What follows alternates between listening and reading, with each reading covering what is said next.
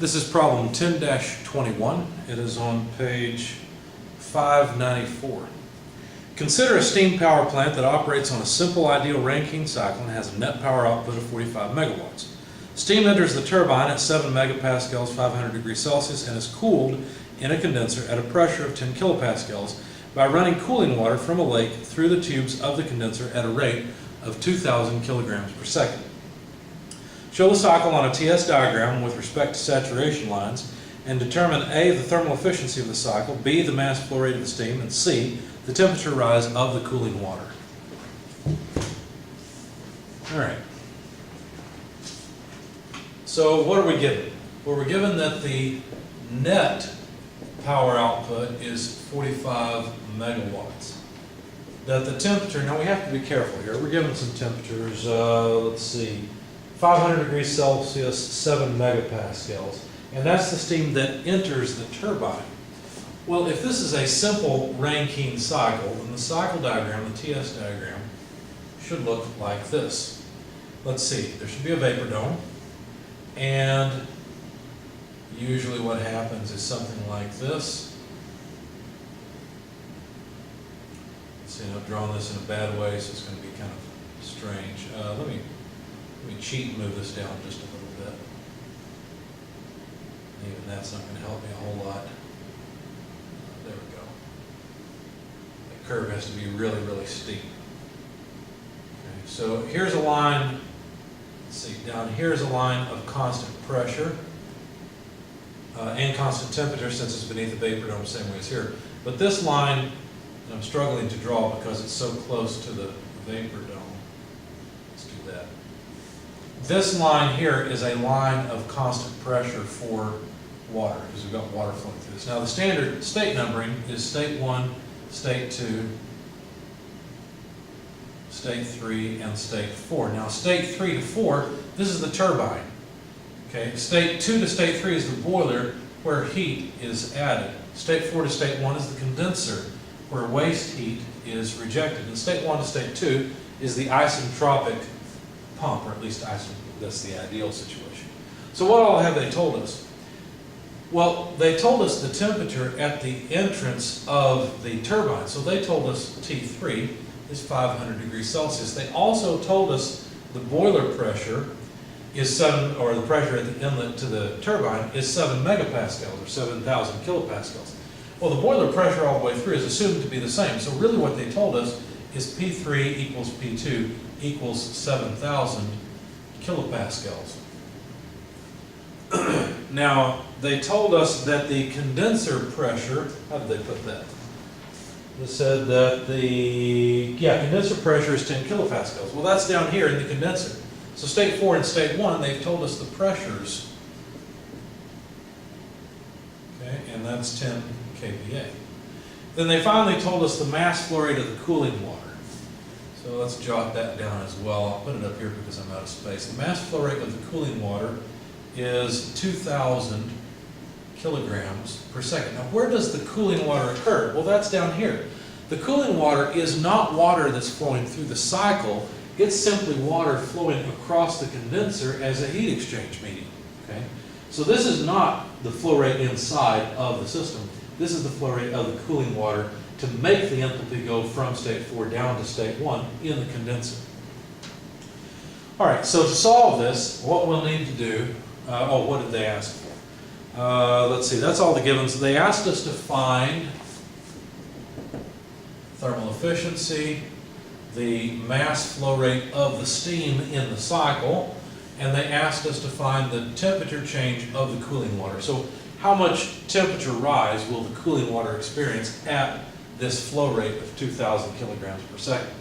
So to find this, what I'm going to do is recognize that the thermal efficiency would just be the network output over Qn, okay? And the network output is going to be Qn minus Q out, just by an energy balance around the entire process. And further, that Qn and Q out can be written as follows. Qn is really just the enthalpy rise through the boiler. It's H3 minus H2. Okay, that's an energy balance around the boiler. It's just a specific energy balance. So that's H3 less H2 for Q in minus Q out. Well, what is Q out? Well, Q out is proportional to the enthalpy change between states 4 and 1. So I can write H4 minus H1.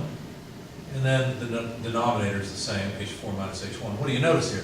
Well, I need, let's see, H1, H2, H3, H4. I need all of the enthalpies in all of the states.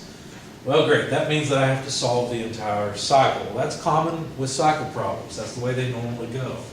So to find the enthalpy in state, let's start off with state 1. The enthalpy in state 1 would be the enthalpy of saturated liquid at the condenser pressure, at P1. Because look, state 1 is always assumed to occur on the saturated liquid line for these simple problems.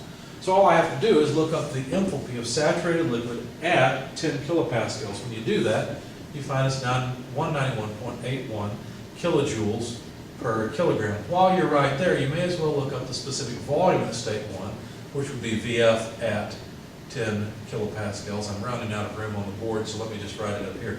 That's 0.00101 cubic meters per kilogram. Okay. Why did I get that? Well, I'd like to find state 2. In fact, what I'll do is move from state 1 to state 2 using this equation. The enthalpy in state 2 is the enthalpy in state 1 plus whatever work the pump puts in. Look, it's the pump that raises the enthalpy from state 1 to state 2. So if I knew the pump work, I could do it. Well, there is an isentropic pump work equation that I've given you, and that's in your book as well. It goes like this. Specific volume multiplied by the pressure rise. Okay, this is an ideal equation. It comes from the steady flow work equation that we encountered in chapter 6 or 7, somewhere along the way.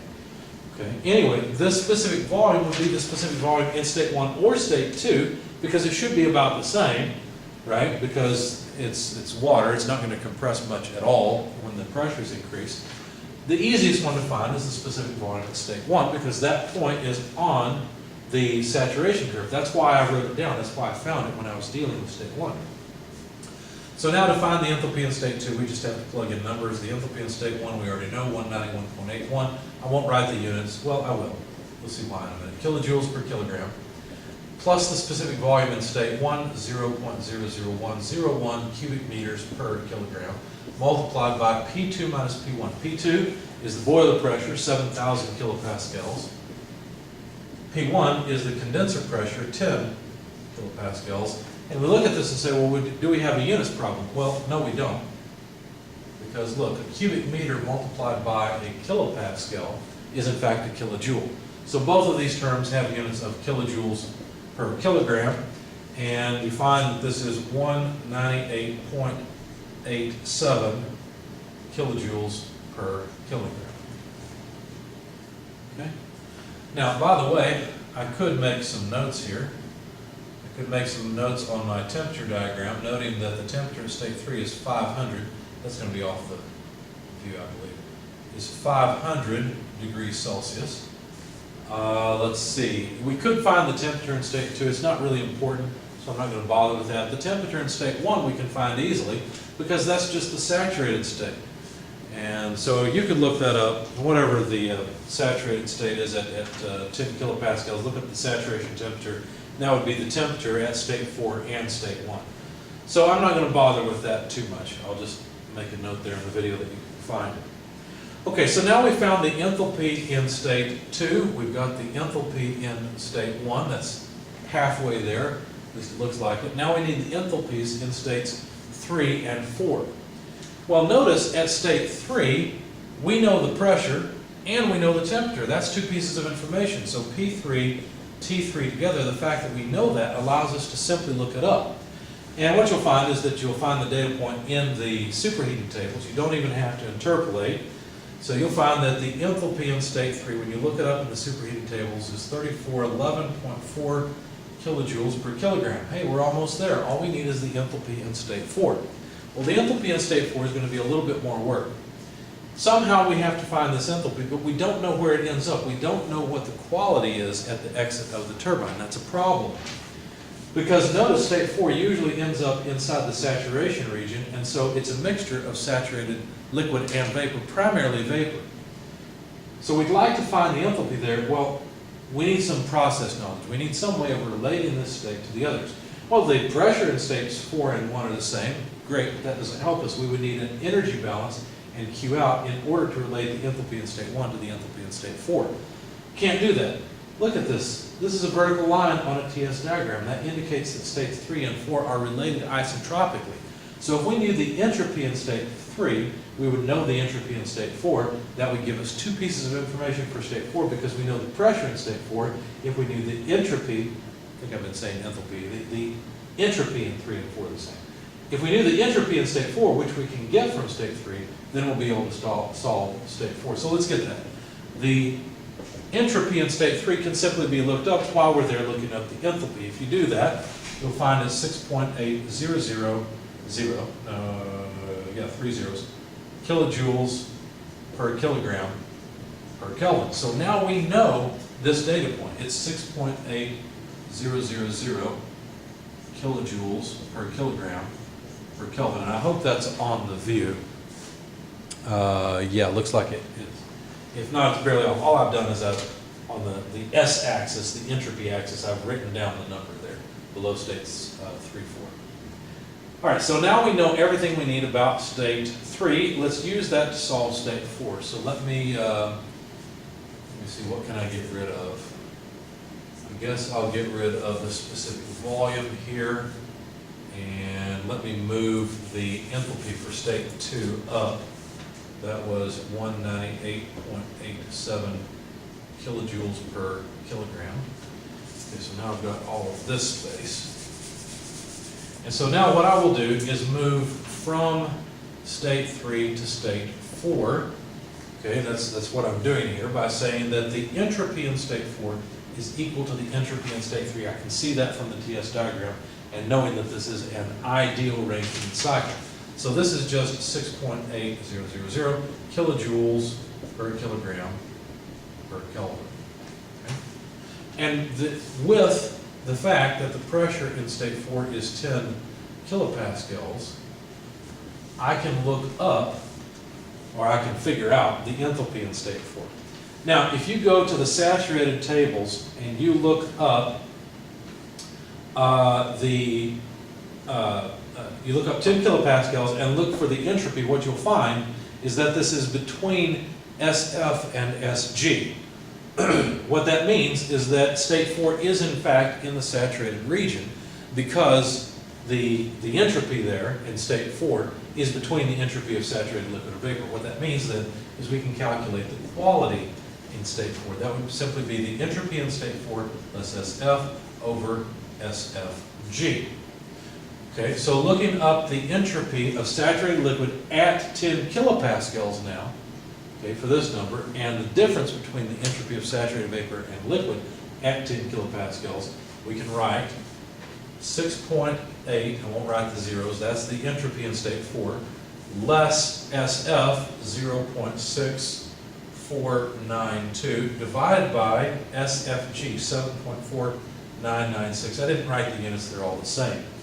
Okay, so the quality in state 4 comes out to about 82%, 82.01%. So there's the quality in state 4, which we can use to find the enthalpy in state 4. Now the enthalpy in state 4 will be HF plus X4 HFG. So all we need to do is stay on the 10 kilopascal pressure line in the saturated tables, look for HF, look for HFG, write them in, and calculate H4. So let me put some space here, corridor off some space. So HF 191.81 plus the quality 0.8201 multiplied by HFG, which is 2392.1. Notice the units are all kilojoules per kilogram, so I don't have to write them down. And the result is 2,153.6 kilojoules per kilogram. All right, so we did all of this work in order to find out 4 pieces of information. Here they are. We wanted the enthalpy in state 1, the enthalpy in state 2, I'm going to make this as simple as I can, enthalpy in state 1, enthalpy in state 2, enthalpy in state 3, and finally, the enthalpy in state 4. That's what we wanted. We did all that work to find all those enthalpies. Why? Because now we can plug them in and find the thermal efficiency. Okay, so H3 is 3,411.4 kilojoules per kilogram. There's H3. Minus H2. I'm going to run out of space here. I tell you what, let me we'll put H1 down here, 191.81 kilojoules per kilogram.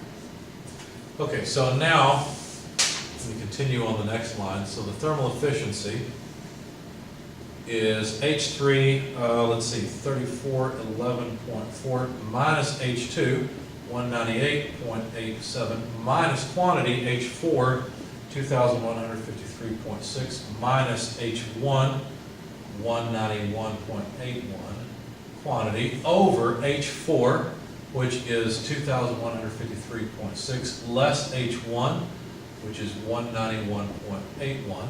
Plug all of that into your calculator and you will find that thermal efficiency, let's see, yeah, the thermal efficiency is 38.9%. Okay, unless I've made a mistake along the way. In my solution on paper, if you look that up, you'll find that I went about this a slightly different way. I actually calculated Q in and Q out so that I could look at them and then took the network over the heat addition. All right, so that's part A. Really, this is the meat of the problem. This was the focus. This is really what you come for. Okay. The next part is to find the mass flow rate of the steam and the temperature change of the cooling water. Now, let me make a note along the way because it's going to be useful. I did calculate Q out, which is just H4 minus H1. And let me jot it down because we'll need it a little bit later. Q out came out to 1961.8, 1961.8 kilojoules per kilogram. Okay, so there's Q out. All right, now to find the mass flow rate. Notice the mass flow rate that we're asked for is the mass flow rate of the working fluid. And the way you find this is as follows. The power output of the cycle is equal to the mass flow rate of the steam or the water through the cycle multiplied by the specific work produced by the cycle. In other words, I just realized I should have written something else down. I should go ahead and write down the network out. I'll tell you what, we'll plug in enthalpies, that will work here. Now, what is this saying? Well, this is saying if each kilogram goes through the cycle and produces a certain amount of work, that's what this says, and we know how many kilograms per second go through, then we can figure out the power output, the net power output of this cycle. Notice we were given the net power output. So, let me expand this just a little bit, and then we'll solve for what we want, which is the mass flow rate. The net work output, the net specific work output, is going to be equal to the enthalpy drop in the turbine minus the enthalpy rise in the pump. In other words, the turbine work minus the pump work. And if you're watching this video, you may want to go ahead and calculate the magnitude of these two terms separately to see how much smaller the pump work is by comparison to the turbine work. It's usually a small percentage. Anyway, the turbine work is just H3 minus H4. The specific turbine work is H3 minus H4. The specific pump work is H2 minus H1. Okay. So to calculate the mass flow rate, like I said, calculate this term and compare the two to see what you've got there.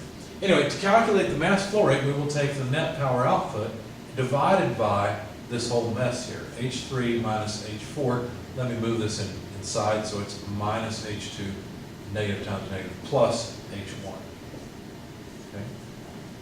All right, so the power output was 45 megawatts. In other words, 45,000 kilojoules per second. What I did there is I went from megawatts to kilowatts in my head.